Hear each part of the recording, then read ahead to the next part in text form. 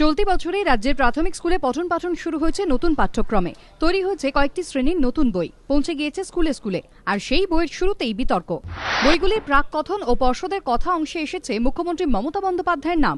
সেখানে বলা হয়েছে, পশ্চিমবঙ্গের মাননীয় মুখ্যমন্ত্রী শ্রীমতী মমতা বন্দ্যোপাধ্যায় 2011 সালে বিদ্যালয় শিক্ষার ক্ষেত্রে একটি বিশেষজ্ঞ কমিটি তৈরি করেন।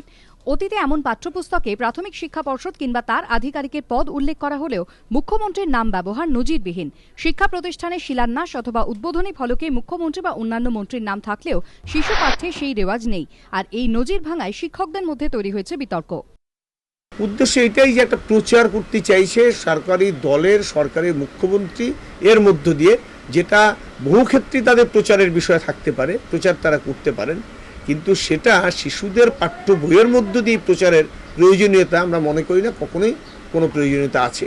এটা সেই অর্থে যে এই বইয়ের মধ্য দিয়েও যেন তারা সমস্ত শিশুর মনের মধ্যে একটা নাম গেঁথে দেওয়ার চেষ্টা করছেন। যে বিশেষজ্ঞ কমিটির সুপারিশে তৈরি এই বইগুলি, তার চেয়ারম্যান অভিক মজুমদার অবশ্য এতে দোষ দেখছেন না। তার ব্যাখ্যা, মুখ্যমন্ত্রী বলতে কোনো দল বোঝায় না, বইগুলি বর্তমান সরকারের উদ্যোগের ফল, তাই মুখ্যমন্ত্রীর নাম ব্যবহার।